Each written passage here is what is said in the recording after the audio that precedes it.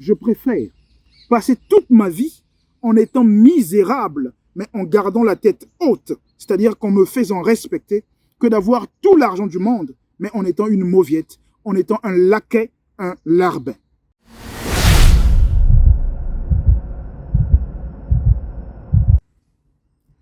Bonjour à tous et à toutes. J'espère que vous allez bien. En ce qui me concerne, ça va. Je suis en pleine nature, comme vous pouvez le voir. Et l'être humain appartient à la nature et non l'inverse. Il est donc vital et crucial que de temps en temps, que nous puissions nous ressourcer dans la nature, que nous puissions nous ressourcer à la nature. Sais-tu que le respect ne se négocie pas? Le respect ne se quémande pas. Le respect ne se demande pas. Le respect ne se marchande pas. Mais le respect s'arrache avec force, avec courage, avec vigueur, avec hargne. Si tu veux que les gens puissent te respecter, il y a une chose que tu es censé faire en premier. C'est de commencer par te respecter toi-même. Et se respecter soi-même, c'est être capable de dire non lorsque cela s'impose. Martin Luther King, un noir américain qui s'est battu aux États-Unis d'Amérique pour les droits des afro-descendants, disait quelque chose du genre: lorsqu'un homme est incapable de trouver au fond de lui une seule raison pour laquelle il est prêt à perdre sa vie, c'est que cet homme-là ne mérite pas de vivre. Permettez-moi de répéter ce que Martin Luther King disait. Je paraphrase donc. Lorsqu'un homme est incapable de trouver en lui une seule raison pour laquelle il est prêt à perdre sa vie, donc à mourir, cet homme ne mérite pas de vivre. Alors j'ai une question à te poser, mon cher ami. J'ai une question à te poser, ma chère amie. Quelle est la raison? Quelle est la seule chose pour laquelle toi tu es prêt à perdre ta vie? Parce que si tu me poses à moi la même question, je te dirais qu'il y a plusieurs choses pour lesquelles je suis prêt à dégainer, pour lesquelles je suis prêt à me retrouver de l'autre côté de la vie. Et je vais t'en citer 3. Une des choses, assurément la première, pour moi, c'est la famille. La famille est importante, est indispensable. Et je ne peux aucunement accepter que quelqu'un vienne semer le trouble dans ma famille. Pour ça, je suis prêt, justement, à aller jusqu'au bout. Une autre chose pour laquelle je suis, ou sur laquelle je suis intransigeant, c'est la quête de la connaissance. Si tu viens me dire à moi que c'est bon, ne cherche plus à t'instruire, je te dirai que tu as un problème. Moi, pour la quête, pour la recherche de la connaissance, je suis prêt à tout.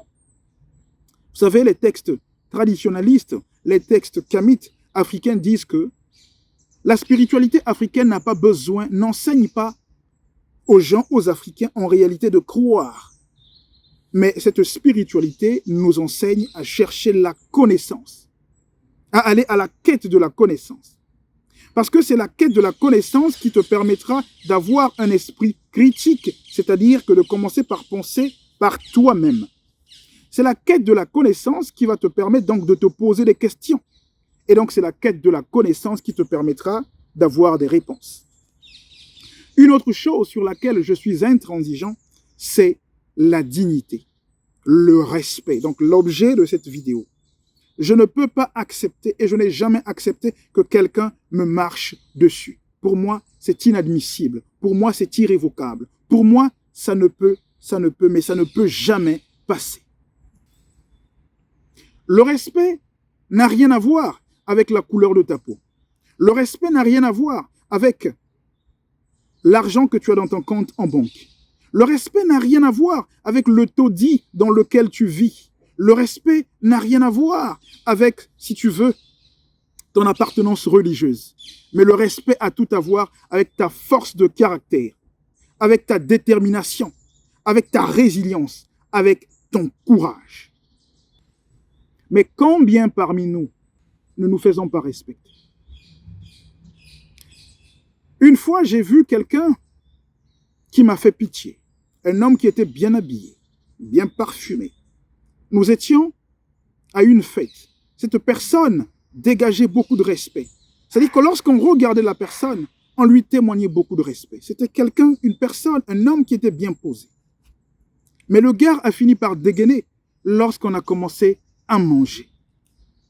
C'est-à-dire qu'il était devenu un ogre. C'était un charognard. On avait affaire à quelqu'un qui subitement avait été transformé. On avait affaire à quelqu'un qui ressemblait à un félin.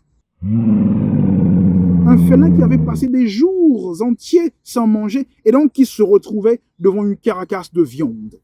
Quelqu'un donc qui non seulement voulait rattraper le temps perdu, mais qui voulait aussi charger les batteries pour les jours à venir. Il a commencé à manger, mais à manger comme un ogre, comme un charognard. Les regards des autres, ce n'était pas son problème. Il léchait ses doigts, il pétait, il éructait, il rôtait. Et donc je regardais cette personne, je regardais ce monsieur avec beaucoup de pitié. Et tous les autres qui étaient autour, justement, aussi, témoignaient beaucoup de dédain vis-à-vis de cette personne. Parce que, dans ce genre de situation, comment veux-tu qu'on te respecte? Comment veux-tu qu'on te respecte? Si tu es une femme, que tous les jours que Dieu fait, tu es battue par ton conjoint. Et chaque fois on te pose la question de savoir, mais pourquoi tu acceptes cette humiliation? Tu es un être généreux créé avec tant d'amour par le Créateur. Le Créateur a beaucoup de respect pour toi, mais pourquoi toi n'acceptes-tu pas à te faire respecter? Pourquoi tu acceptes que cet homme puisse te battre tous les jours alors que tu as la possibilité de pouvoir mettre un terme à cela? Et si tu dis, et c'est souvent ce que beaucoup de femmes disent, je reste dans ce couple parce que je veux conserver, si vous voulez, la tranquillité psychologique de mes enfants. Je le fais pour mes enfants. Oh, si je n'avais pas d'enfants, je serais parti depuis très longtemps. Je ne le fais pas pour moi. Je ne le fais pas pour mon conjoint. Je ne le fais pas pour notre couple, mais je le fais pour les enfants, pour que les enfants puissent garder un équilibre psychologique. Mais ce que tu oublies en disant cela, c'est que tu es en train de détruire tes enfants parce que l'enfant ne vit que par exemple, ne l'oublie pas. Donc lorsque tu acceptes d'être humilié dans ce couple, tu es en train de dire à tes enfants, surtout si c'est des filles comme toi, que vous aussi, lorsque vous serez grandes, lorsque vous serez dans les foyers, acceptez d'être humiliés parce que c'est normal. Tu es en train d'enseigner à tes enfants que l'humiliation est une normalité. La logique voudrait que tu commences dans un premier temps à penser par toi. Parce que tu ne peux pas penser à tes enfants si au préalable tu ne penses pas à toi. C'est comme, voyez, quelqu'un qui est dans une barque, quelqu'un qui est dans un bateau, qui est en train de tanguer, de couler.